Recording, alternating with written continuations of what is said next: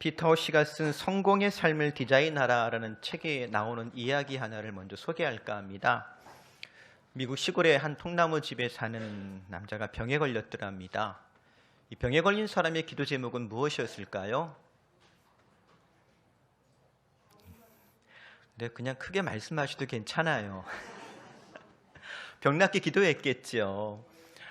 매일같이 병 낫기를 위해서 기도했더니 꿈에 하나님께서 나타나셨더래요. 사랑하는 아들아, 집 앞에 있는 바위를 밀어라. 그 사람 앞에는 정말로 통행을 방해하는 큰 바위가 하나 있었는데요. 힘들었지만 하나님께서 바위를 밀라고 그러니 순종하는 마음으로 아픈 몸을 이끌고 매일 나가서 바위를 밀었더래요. 얼마 동안 밀었느냐? 자그마치 8개월 동안 밀었답니다. 근데 아무리 생각해 봐도요, 아무리 힘을 써도요, 이 바위가 꿈쩍을 안 하더래요. 조금도 변한 것 같지 않더래요. 심지어 바위의 위치를 측량해 봤대요. 그랬더니 정말로 1cm도 안 움직였더랍니다. 그는 자리에 철푸덕 주저앉아가지고요, 지난 8개월 동안 힘들게 헛수고를 했다고 엉엉 울었답니다. 그때 하나님께서 찾아와 말씀하셨어요. 사랑하는 아들아, 왜 그렇게 슬퍼하니? 주님 말씀대로 제가 8개월 동안 이 병든 몸을 이끌고 힘들게 바위를 밀었는데 바위가 전혀 움직이지 않았습니다. 그때 하나님께서 말씀하시더래요. 그래? 나는 너에게 그냥 바위를 밀라고 그랬지 바위를 옮기라고 한 적은 없는데 이제 거울 앞에 가서 내 모습을 한번 보거라 하더래요. 거울 앞에서 남자는 깜짝 놀라고 말했습니다. 그 거울 속에는요, 지난 8개월 동안 근육질로 변한 건강한 남자의 모습이 비춰지더래요. 그러고 보니 아픈 것도 언제 나았는지 싹 다 나았더랍니다. 하나님의 목적은 바위의 위치를 옮기는 것이 아니었고요, 바위를 밀게 한 것은 그의 건강을 회복시키려고 운동을 시킨 거였더랍니다. 때론 우리 삶이 예상치 못한 방향으로 혹은 기대하지 않은 곳으로 흘러갈 때도 있습니다. 그럴 때 우리는 당황하기도 하고 때론 속상해하기도 하지요. 근데 그런 우리를 위해 주신 하나님 말씀이 있어요. 우리 잘 아는 로마서 8장 28절의 말씀입니다. 같이 읽어볼까요? 우리가 알거니와 하나님을 사랑하는 자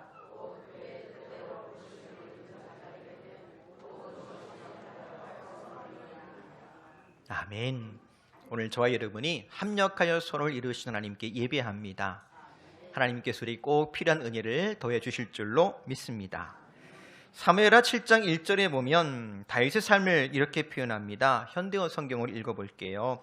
이제 다윗 왕은 여호와께서 사방에 있는 모든 원수들로부터 그를 지켜주셨기 때문에 자기의 왕궁에서 편안하게 살아갔다.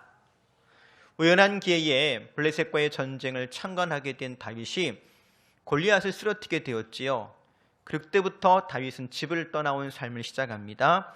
때론 사울왕의 무기 맡은 소년으로, 때론 사울왕을 위해서 수금을 연주하는 악사로, 때론 사울왕의 군대 장관이 되기도 했고 천부장으로 자천되기도 했습니다. 사울왕의 사위가 되었다가 사울왕의 원수가 되어서 쫓기는 삶을 살았습니다. 외국으로 망명하기도 여러 번이었고요, 전쟁터를 오가면서 생명의 위협을 느낀 적도 수없이 많았습니다. 그런 다윗이 정말로 하나님의 평안을 만끽하게 되었더랍니다. 한 포고복 배부르고 등 따스한 삶을 시작하게 된 거예요. 그래서 생각해 보십시오. 얼마나 감사하고 감격스러웠겠습니까? 그래서 다윗이 그 감사와 감격 가운데에 하나님께 성전을 지어 봉헌하겠다고 당찬 포부를 밝히기도 했더랍니다. 그런데 오늘 우리가 읽은 본문에 등장하는 다윗은 다윗성이라 불리던 그 예루살렘을 버리고 도망을 칩니다. 외적에 침입해왔기 때문이 아닙니다. 터가 흔들리고 산이 무너지는 자연재해 때문도 아닙니다. 실은 그의 몸에서 난 아들 압살롬이 반역을 일으켰고요, 아버지 다윗에게 칼을 겨누었기 때문입니다. 일평생 수많은 대적을 상대했던 다윗이었습니다만 아들이 아버지의 원수가 되고 아들에게 쫓기는 도망자의 신세가 될 줄은 아마 상상도 못했을 거예요. 다윗과 그의 나라에는 큰 불행이요 위기였습니다. 성경은 1차적으로 이 같은 위기가 앞서 있었던 우리아의 아내 밧세바 사건 때문이라고 말씀하고 있는 걸 볼 수가 있습니다. 즉 다윗의 죄 때문에 내 집에서 칼이 떠나지 아니하리라 하시더니 정말로 압살롬이 형 암논을 죽이기도 했고 이제는 칼을 뽑아서 아버지를 겨누게 된 거예요. 하지만 여기서 우리가 그리스도인으로서, 이 그리스도인이라는 것이 어떤 뜻이지요? 그리스도인, 네, 다 여러분 정의가 있을 거예요. 예수 안에 있는 사람, 혹은 그리스도 예수가 아니면 아무것도 아닌 사람, 혹은 그리스도 예수로 말미암아서 하나님의 은혜를 입은 사람, 이런 뜻으로 우리가 정의할 수가 있을 텐데요. 그래서 만약 우리가 모든 일을 인과응보의 법칙으로만 생각한다면 과연 하나님의 은혜가 비집고 들어갈 자리가 있을까?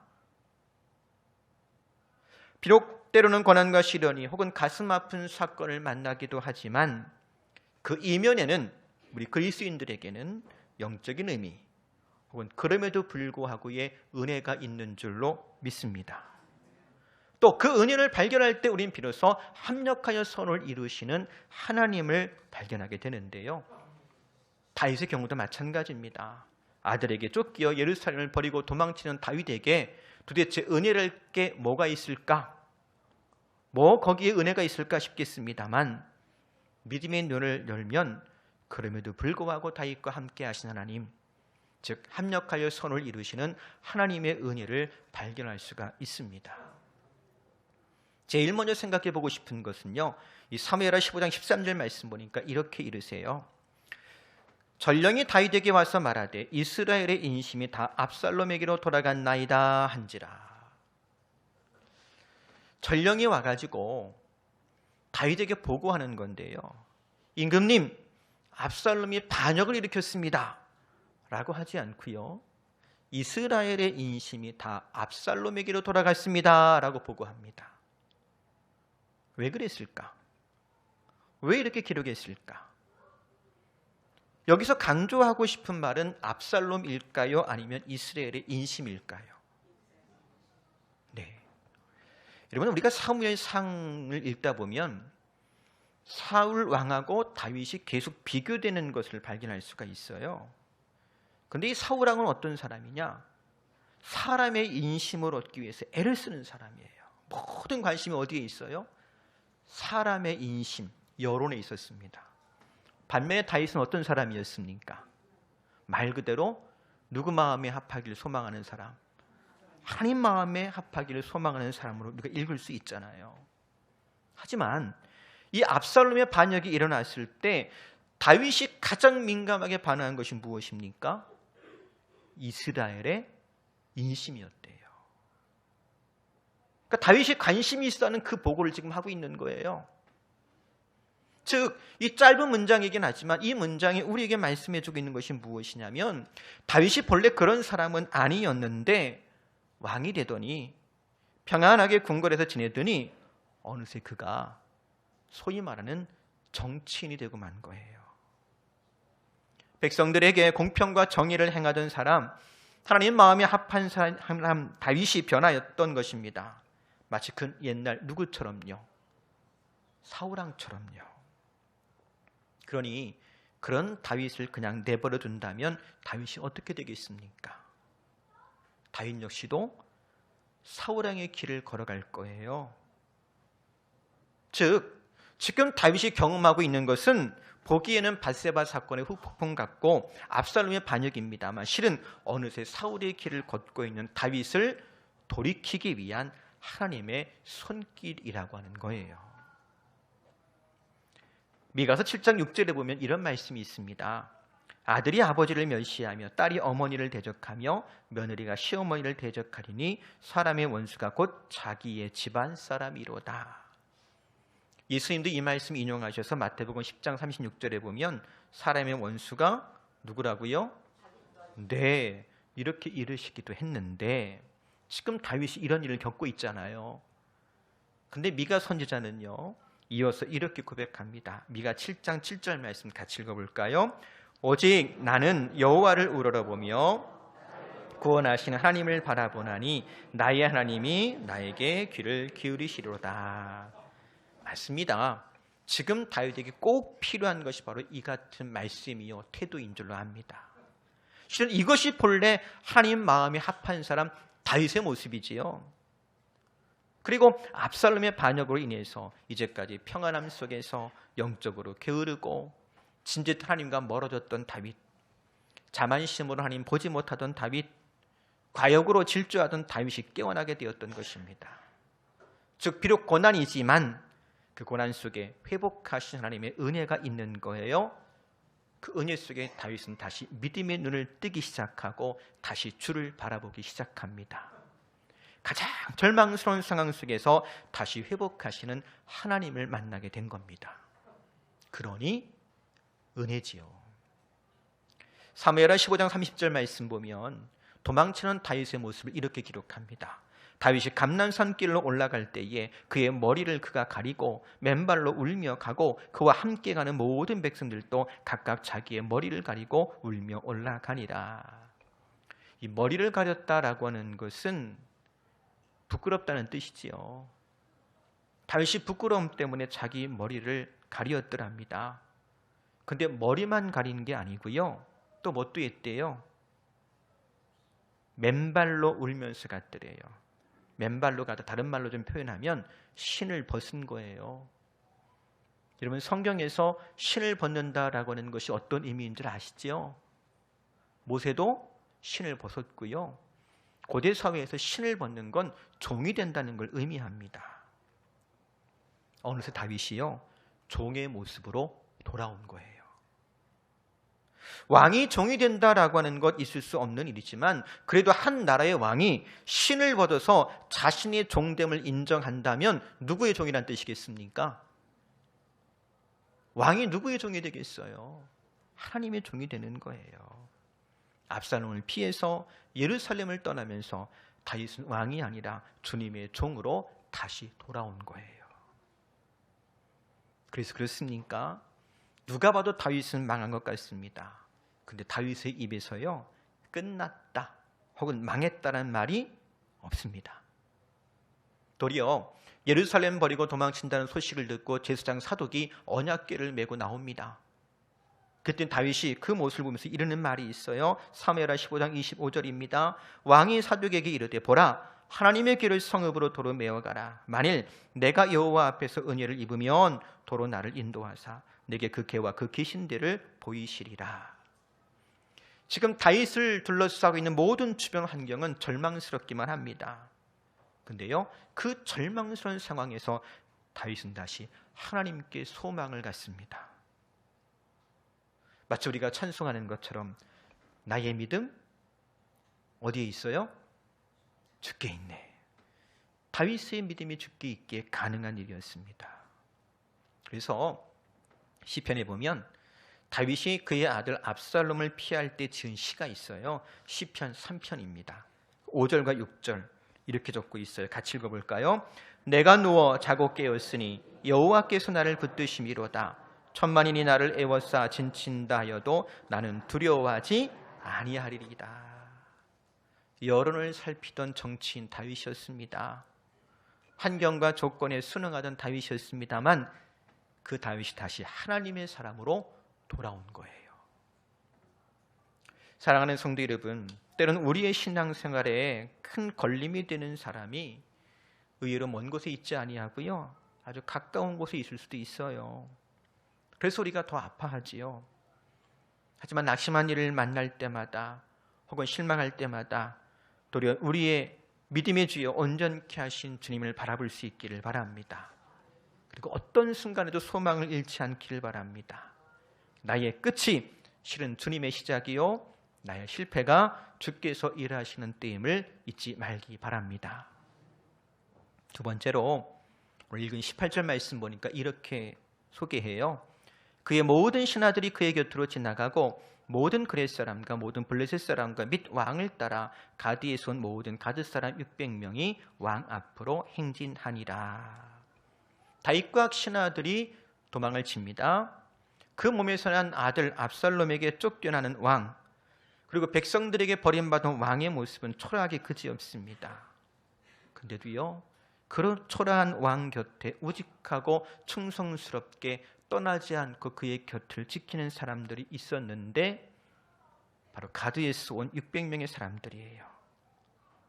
이들은 다윗이 왕이 되기 전 사울 왕에게 쫓겨다닐 때부터 다윗과 함께 있던 사람들입니다.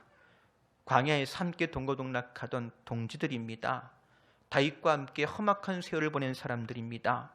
다윗과 함께 전쟁터를 누비며 이제 다윗과 함께 조금씩 늙어가던 사람들이었어요. 근데 그들이 변함없이 다윗을 떠나지 않고 다윗 곁을 호위하며 이제 기드론 시내를 건너 광야길로 들어가는 거예요. 그 600명의 사람들이 한 사람 한 사람 다윗 앞을 지나갑니다.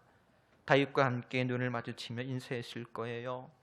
그리고 주마등처럼 지나온 세월들이 떠올랐을 겁니다.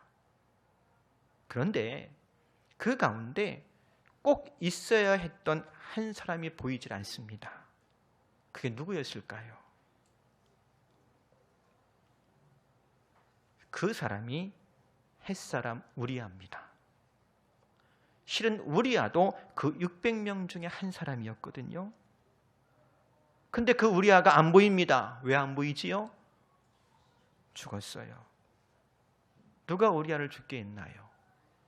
다윗이었어요. 그 결과 오늘 같은 고난이 있고 그 충직한 사람들을 다시 광야로 내몰게 되었으니 아마 다윗의 가슴은 창으로 찌르는 것처럼 아팠을 거예요. 근데요, 그 600명으로 대표되는 사람들 가운데 상징적인 인물 하나가 더 소개가 됩니다. 바로 가드 사람 이때라고 하는 사람입니다.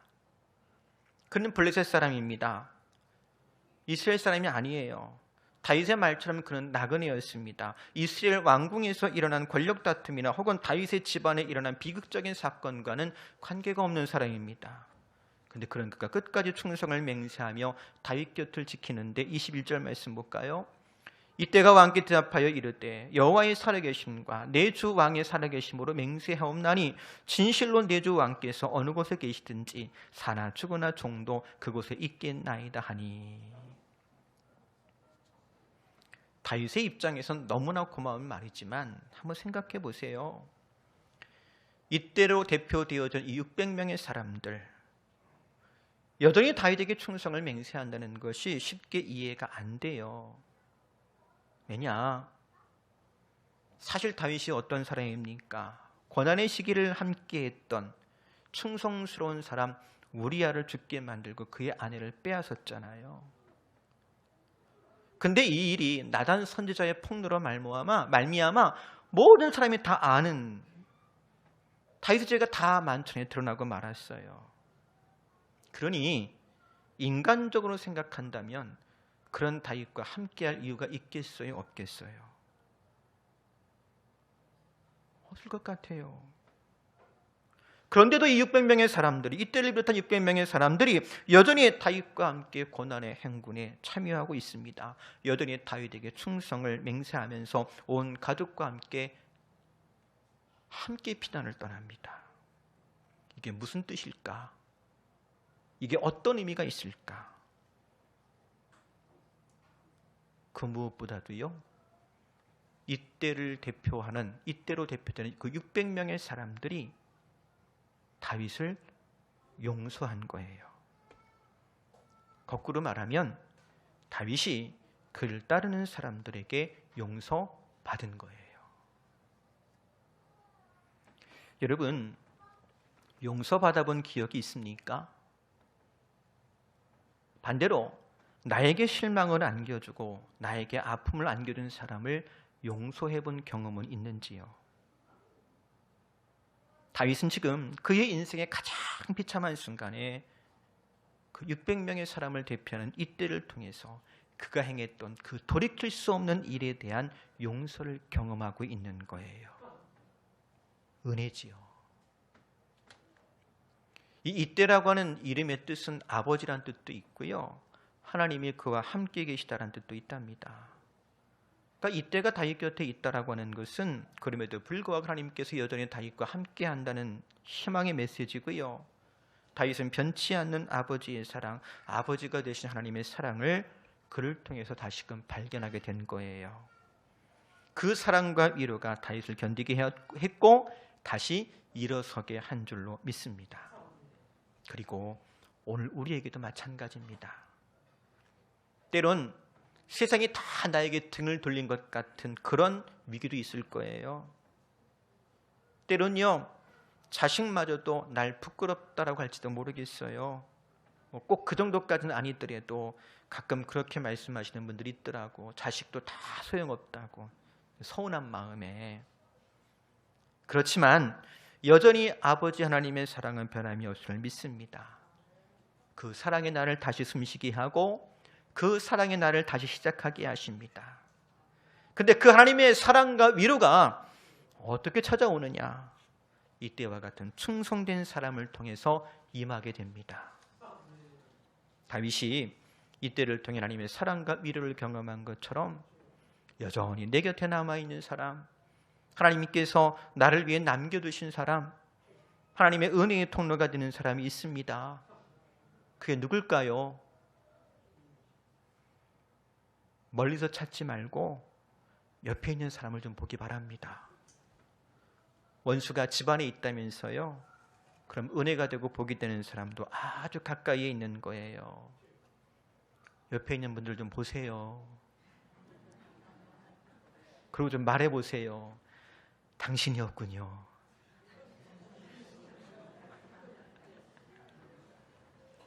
하나님은 바로 옆에 있는 당신, 그를 통해 합력하여 선을 이루어 가시고 말할 수 없는 주의 자비와 은혜를 경험하게 하시는 줄로 믿습니다. 그래서 말씀드립니다. 성도 여러분, 압살롬처럼 마음 훔치는 사람도 있어요. 근데 이때처럼 충성스러운 사람도 있는데 저와 여러분은 이때와 같은 충성스러운 사람 되기를 소망합니다. 쓰면 뱉고 달면 삼키는 세상이지만 이때처럼 충성되고 변치 않아서 하나님의 위로가 되고 소망이 되는 사람 되기를 주의 이름으로 권면해 드립니다. 그래서 위기의 시대에 하나님의 사람으로 발견되는 저와 여러분 되기를 축복합니다. 이제 말씀 정리합니다. 우리에게는 합력하여 선을 이루어 가신 하나님의 은혜가 있습니다. 그 은혜 때문에 우리가 매일매일 살아갑니다. 고난과 시련 중에도 눈을 들어 주를 바라볼 수 있기를 바랍니다. 그리고 지금 내 곁에 있는 사람을 소중히 여기십시오.